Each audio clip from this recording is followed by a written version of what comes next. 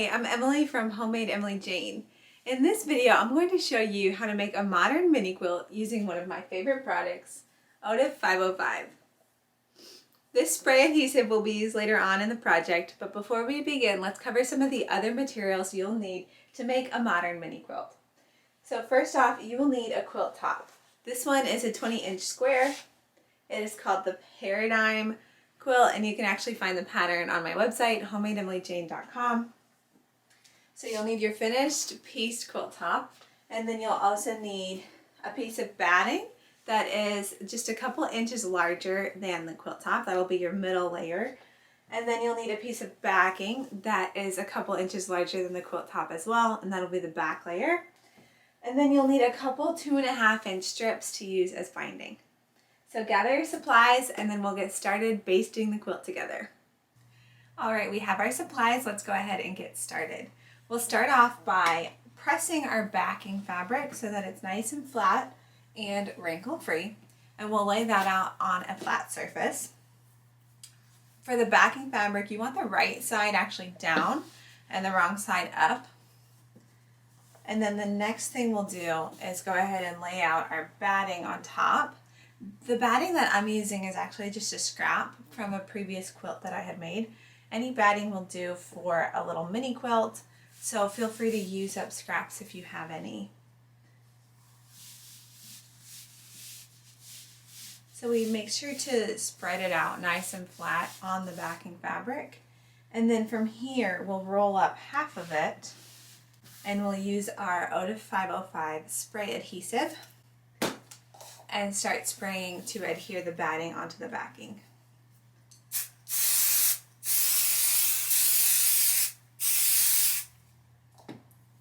Once you've sprayed, you go ahead and you take your batting and you smooth it down to stick it to your backing. And then you repeat the same process on the other side so that the whole piece is nice and stuck.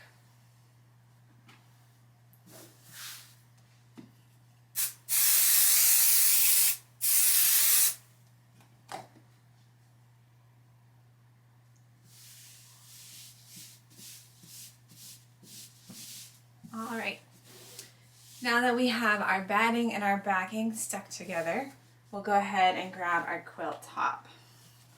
Now this is a really good opportunity to look at the back seams on your top and check to see if you have any dark threads that are spilling over into lighter fabric. If that is the case, you'll want to trim those off so that you don't see them through the fabric later on. Go ahead and flip your top so that the seams are down, right side up, and make sure that you have some backing overage around all four edges.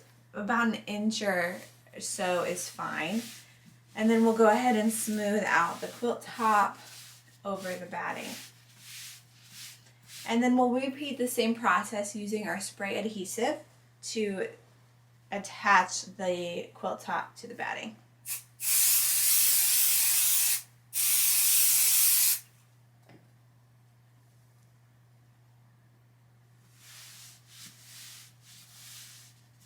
Laying it flat, pressing it down, and then doing the same process on the other side. You'll see when you pull up where it grabs to make sure that you get the whole thing sprayed.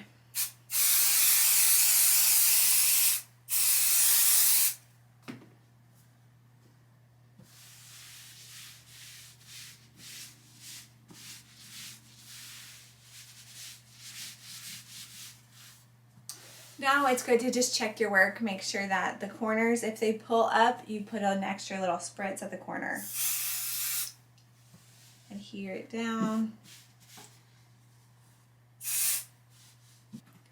Now our top is completely basted. We have one unit of 3 layers called our quilt sandwich.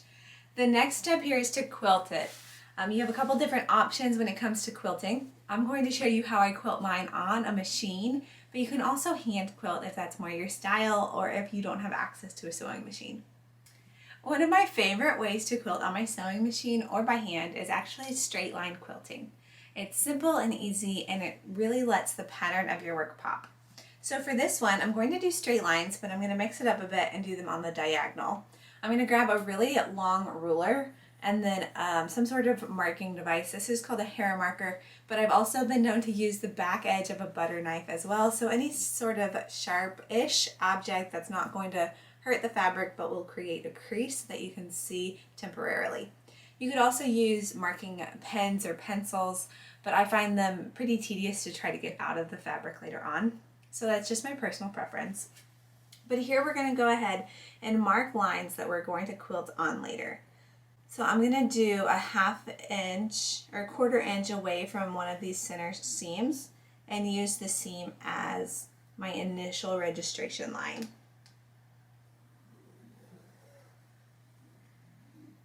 Once you have one seam marked, you can then use that line for your following seams that you're going to sew.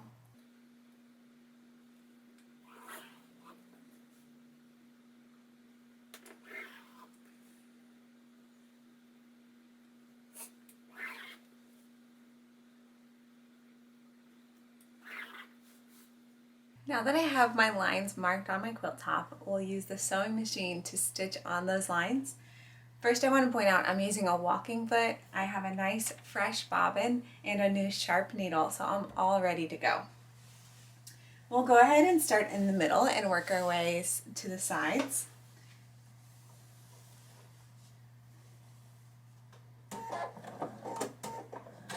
I stitch a few stitches to lock it in place, and then I'll stitch all the way along the line. And just to point out, I'm changing my speed on my machine to make it a little bit slower so that it doesn't go too fast. We can keep our line nice and straight.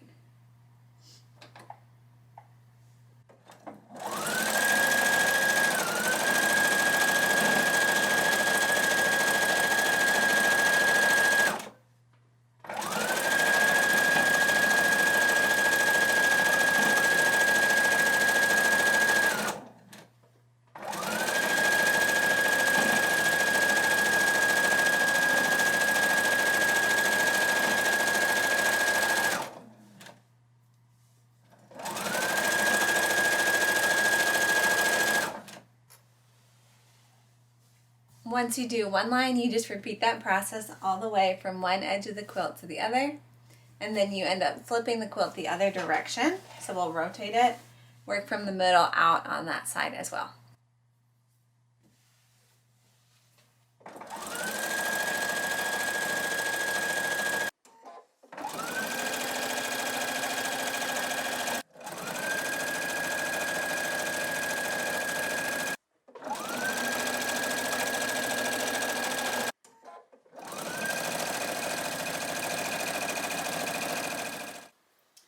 Once the lines are all quilted on your Modern Mini Quilt, we'll go ahead and grab a nice long ruler and a rotary cutter and cut around the edges to cut off all of the excess, so we're only left with our quilt top nice and quilted.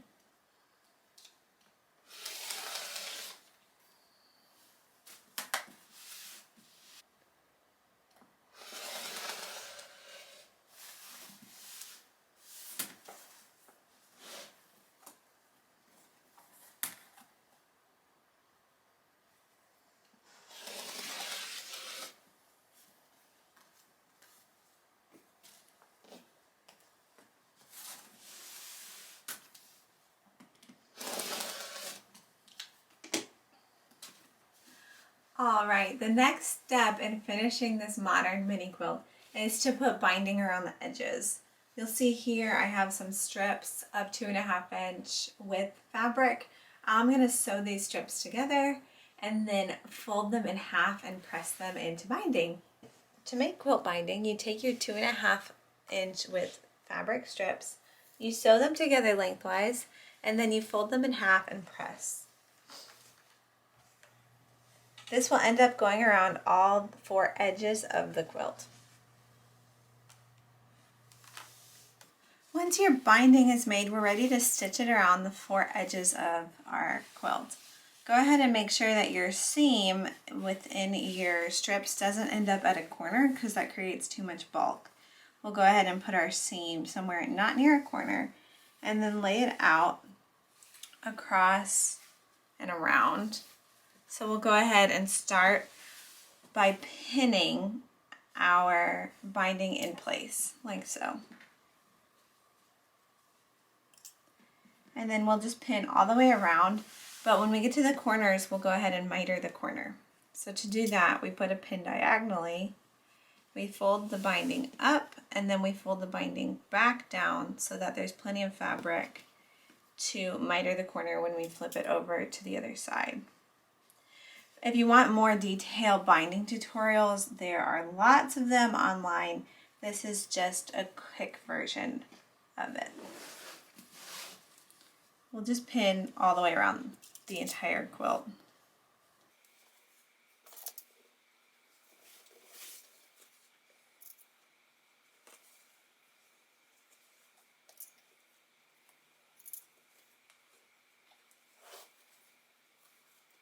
Now that our binding is pinned in place, we'll go ahead and sew it down. I like to use about a 3/8 inch seam allowance here, and of course leave plenty of tails at both ends. So we'll just start here and we'll sew all the way around the quilt.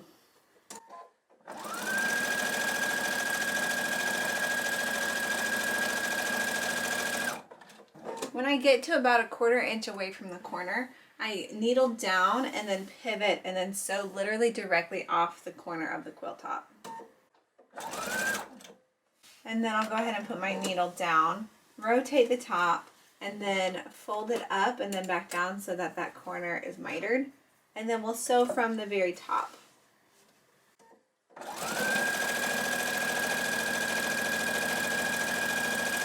And I'll repeat that process all the way around the quilt. When you're finished sewing the binding all the way around the quilt, be sure to leave 2 long tails so that you can attach them together. Now I've trimmed the tails so that there is 1 inch of overlap between the two, and I'm going to sew a 1/2 inch seam just straight away. If you're doing a larger quilt or something that's going to be used and washed a lot, it might be better to do a diagonal seam here, but for mini quilts I like to do a straight seam. So I'll fold the quilt up, bunch it up, so that I can get these 2 edges parallel, and then I will pin these in place.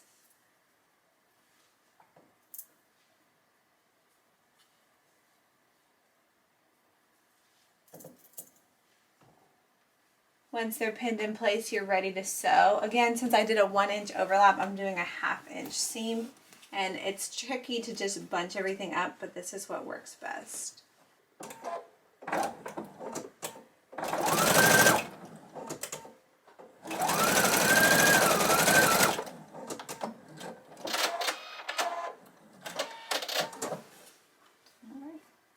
Now that our seam is sewn in there, we'll go ahead and press everything flat and then sew along here to finish that seam up.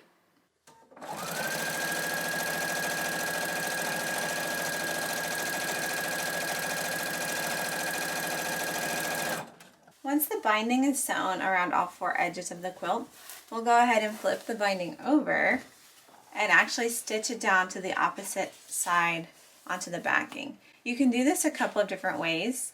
Some people really enjoy hand stitching it down, so you'll just use a needle and thread to stitch on this side of the quilt. I'm going to do it by machine, where I'll press it over, glue it down, and then stitch it down as well.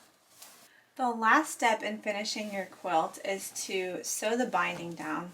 As you can see here, I've basted it in place with just normal glue, and I'm going to use my sewing machine to stitch it into place. I'm going to stitch in the ditch, kind of right at the edge of the binding, but there are other options as well. You can hand sew if you choose. And just on a slow setting, stitch all the way around.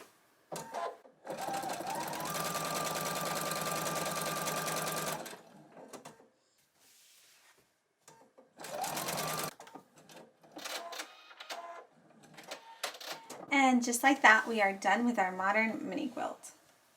Thanks so much for watching this tutorial. I hope you enjoyed learning how to make a modern mini quilt just like this one, and now have the confidence to make one yourself.